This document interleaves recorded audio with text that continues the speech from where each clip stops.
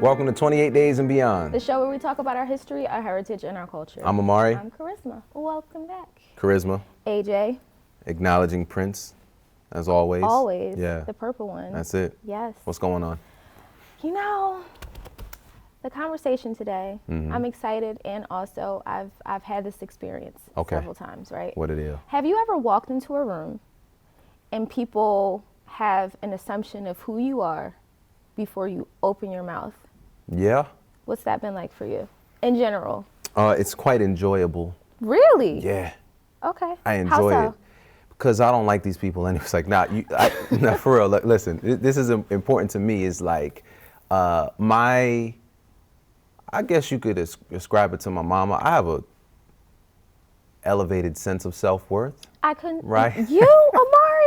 And so that to me is, I've done some things in my life that others would deem to, he's an accomplished young man, he's done X, Y, and Z, right? Which are not the things that come to define me, but I know those are the things that these people who you're talking about value, right? So I won't necessarily bust it out on, I'll let them make their assumptions about me because ultimately my, self-worth is not tied to what they think of me, right? But I love those moments when it comes full circle and they say, oh, Dr. Johnson, and they're like, right? You know what I mean? So things like that. So it's quite enjoyable for me. It's like a video game. I love it. So the moments where you have to basically like tell people to put some respect. I don't have to tell them. That's what I'm saying. I love when respect is put on my name in front of them and then they have to see what I'm saying. I mean, yeah. What about you? Where are you going with this? Well, it's just interesting. We're seeing, and we've talked about this a lot on 28 Days and Beyond, where we're seeing a lot more Black business owners, a lot more Black women that are in business, and just those preconceived notions and misconceptions that are often attributed to us when we're in these rooms where decisions are being made, we're often underestimated. I've had that happen to me a number of times. Of course. And to your point, it does feel kind of good when somebody else basically is like, "Oh, you don't know who this is?" Is that right? And I don't have to say anything. You better ask. That's it's the best. great. That's the it's best. Great. Exactly. But we're going to talk about that a little bit today. Yeah, so. We are joined by Mazda Miles, who is, I mean, a businesswoman extraordinaire. Yes. I really want her to get into, the level that she's operating now. So she's not just an Instagram entrepreneur, right? She's Not in at a whole different upper echelon of entrepreneurship and just a businesswoman who is making moves on a major level to talk about this and so much more. Yes. So that's what we're talking about today on 28 Days and Beyond when we come back after the break. Welcome back to 28 Days and Beyond. We are now joined by Mazda Miles. Thank you so much for being here. Thank you for having me. So for the folks out there that don't know about you and your extraordinary body of work, tell us about you. There it is. Sure. So I am the founder, owner, principal of Perfection Events, an event management and production company based in Philadelphia, serving clients around the world. We've actually done events on 5 of the 7 continents. Wow. So that's exciting. We've been in business for 10 years. And then recently I launched a podcast and have also been focusing on my personal brand, really just as a mentor and as someone who's a champion of women in general, women in business, people in general, but women and especially Black women who want to get out there and just get it done. Wow. Nice. So we're not talking about baby showers or, I mean, and there's certainly a lane for that. Absolutely. But that's not what you're doing. I think it's important to let folks know, the level you're operating at, just especially for the conversation today. Sure, absolutely. So it's all business to business. We work with corporations, associations, nonprofits, the government sector. Yeah. So we're talking about conferences, trade shows, galas, festivals, large events. We produced the Delegates Welcome for the Democratic National Convention when it was in Philadelphia. That was 6,000 individuals over 2 locations. Wow. Welcome America, 200,000 people hit the Parkway on July 4th, and we produced that in 2018. So those are the kinds of deals that we're doing. So one of the things we were talking about before you joined us was just what it's like when you're in those spaces, and especially because we're seeing more Black women in those kinds of spaces, but it's still a bit of a transition for us. What it's like to be in those spaces and have people look at you and not necessarily know like who you are and what you bring to the table. Can you maybe share some of that experience? Sure. So early on when I started my business, I was very strategic and specific and deliberate about actually going into those spaces, right? So I did it because I knew that I would stand out, right? So I know there's different schools of thought on how to navigate that. But for me, what I chose to do is like, I joined the mainline Chamber of Commerce. Nobody in there would look like me, right? Nobody in there, and I knew with my personality and the way that I presented, they would never forget me, right? And so although I walked in those rooms. Say it again for the people in the back. I know, right? And so although I walked in those rooms and they did look at me like I didn't belong there, eventually I knew I would win them over, and I did. And some of my largest deals eventually came from that work that I put in the beginning, with inserting myself where they may not have thought I needed to be. Yeah. Strategy. But I mean, so in at this point, you said 10 years, you've established a reputation. Has that sort of diminished, or are you still continuing to experience those sort of things? You know, as I expand, it still happens. So you can never get comfortable. So as I continue to expand my business, I still walk into places where people are like, who are you?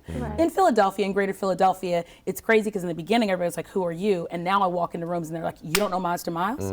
Everyone knows Mazda Miles. And I still am taken aback by that. But I still do experience it as I try to venture out into other areas, and I just apply the same philosophy. Wow. What has it been like for you just in terms of navigating those spaces over the past 10 years? Because I'm sure you've seen a lot of growth in your business during that time. So what has that journey just been like for you? Yeah, so I mean, just in general, it's been amazing to grow the business. I think we were chatting offline before, and I was talking about the fact that I still have moments of anxiety, moments of uncertainty about myself. I mean, if you don't doubt yourself at all, ever, I question that. I think we all do at some point. It's about what you do with that inner voice and whether or not you're able to quell that and have a conversation with that inner voice and say, no, we're going to do this. We're going to prove it to ourselves that we can do this, and we're going to prove it. And by proving it to myself, I prove it to others as well. So that's how I've been navigating it along the way. Now, you'd mentioned that, so we are seeing more Black women operating in this spectrum. You know, how has that been, sort of getting to know these people, or, you know what I mean? Is it a community of people, or is it just like, oh, I know who that is vaguely, or? Right now, it's I know who that is. I'm starting to do a little more outreach to others that are like, because they're not really regional. That's the thing. I have to, regionally, I'm kind of it when it comes to, and I'm not saying that there's no one else of color that produces on the level, but I can only say what I've been told and what other clients are saying. There's a few of us that when you do want diversity, there's just a small group of people, contingent of people. And I had to be strategic about that as well, because when I first started, because I wasn't really accepted in the region easily, I started outside. And then I came back. In 2014, I said, I'm bringing it back to Philly. Wow.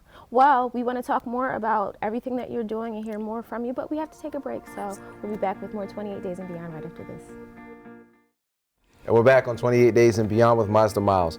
Before the break, when you had mentioned, when you did the delegates welcome for the Democratic National Convention, and you said 6,000 people over two locations, all I heard was anxiety, high blood pressure, right? Cold sweats and things like that. You mentioned that your podcast really gets into coaching and things like that. So how would you, because that's a big deal, and we all want, bigger things in our lives, right? But how would you sort of coach somebody and prepare them to be able to do that sort of thing, not in a skill level sort of way, but in terms of mind state?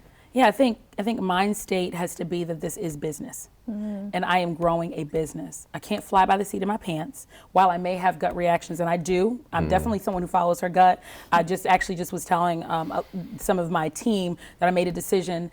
Just for the percentages. At the end of last year, there was a $5,000 investment at a time when clients were not paying, because that happens in business, and things were tight. And I was like, do I need to put out this money? And before the end of this month, that turned into a $200,000, right? Right. So sign me up. Right. But that gut, when it was December, I had to make a decision that I was going to follow what I knew I needed to do. So yes, you do need to follow your gut, but from a mindset perspective, you have to be very strategic. Like, that is my claim to fame. Be strategic about it. And shortcuts equal pay cuts, right? So if you're going to take shortcuts along the way, don't be mad when it doesn't actually come into fruition later on.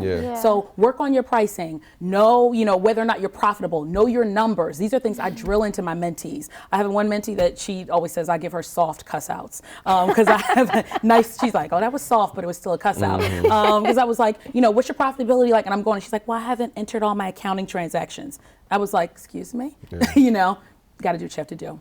So you have this wealth of wisdom, right? Because I'm just listening to you speak and all these different things that you're sharing. What made you really want to take that knowledge that you've learned over these years, you know, growing your business and navigating everything that you have so far, and really share it with a podcast and just with a broader audience in general? I think it's just who I am. People have helped me along the way. I remember when I first started my business, a good friend of my mother's called me on the phone and just talked to me for an hour about how to start, how to create what people would see. Like, for instance, I got a virtual office. She said, you don't need an office. You don't need brick and mortar. Get a virtual office. $100 a month. They'll love the address and they'll talk to you just because they think you have a good address. You don't need, get a virtual phone, get a virtual, like certain things that she sat down and helped me with. And that just kind of started my journey of paying it forward. And I'm just also passionate about people succeeding. That's my personal passion, is seeing people develop into exactly who they are intended to be and being their best.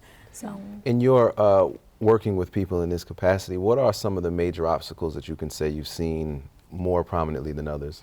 I think access to capital, and I think it's actually also mindset around access to capital. I think that often people go into it thinking, I need this to start my business and I need this to sustain it. And somewhere in that middle ground between like 1 and 5 years, there's a lot of fear, anxiety around, I didn't make the money or the numbers. It's businesses who are seasonal and it's downtime in the summer. They're like, I didn't make any money this summer. I'm like, yeah, but holidays are coming. Yeah. Right? That's and true. so that's where I see the obstacles really around mindset. And honestly, money matters in mindset. So what advice would you offer to someone who's interested? You know, they have a great idea, they're interested in starting a business, but they don't necessarily have the capital that they feel like they need to start. Like, what advice would you offer? I say start small. Start small and build what you need to build. So I was just talking to someone yesterday who wanted to start a conference, and he almost would have been willing to sit on it for years because he thought he needed so much money to get to a 500-person conference. I said, what if this amazing concept starts with 25 people in a room? Right? Yeah. One of my clients did the same thing. She started her conference. She thought, no one was going to come. She thought, I'm going to get 25 people. She got 50 people the first year, which was great. 150 the next year. We produced her conference and helped her with her marketing and her strategy. 400 people this year, right? Wow. So you got to start small, small. Start. Get the boat in the water. Yeah, Start. Right.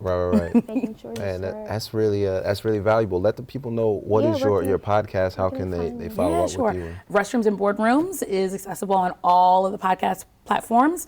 You can type in my name. Not many people say Mazda Miles. And that's also where you can find me on all social platforms, Mazda Miles. Wonderful. Well, thank you so much for joining us today. Thank you for having sharing me. what you know. Yeah. I appreciate I have it. some jewels that I can take with me. That's it. Thanks to Mazda. Make a necklace. Love it. Thank you. We'll be back with more 28 Days and Beyond right after this.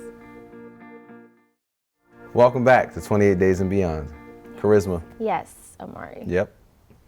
Mazda was putting it down, correct? Yes, she offered a lot of valuable information. What are some of the things that you took away? For me, the main thing she said that really stuck with me is, start. I think so many of us, we get these great ideas and we get these things and then we start second guessing ourselves and doubting ourselves and saying, oh, well, I don't have this, I don't have that, I don't have that. And it's like, okay, but what do you have? Start small and then you can always have room to grow. Yeah, I agree with that 1,000%. One of the things that she had said, offline was, so many of us suffer from analysis paralysis. Yeah. We can easily talk ourselves out of anything. And one thing that it's a personal practice of mine is not, if I find myself saying no too often, I'm like, why am I really saying no? Oh no, this won't work. This won't. It's like, well, why? Why not? What is that really about? What am I Right. stopping myself from? And I also think one of the powerful things that she's talking about is being clear and committed to your vision. Yes. And part of what that means is, if so she mentioned a conference. If you have a conference and you want to sell out, a 1,000 seat convention room, why is that? In other words, how do you build up to that? Right. All right, cool. No, we have to have a meeting in my living room. 4 people strong. You know what I'm saying? Like it can And grow I think from that there. happens a lot too. People want to start really big because I think they're in their minds sometimes, or in a lot of people's minds, it's like there's more value in it being bigger versus. Yep. Right. Like, Yeah. so it makes more sense to do something really well.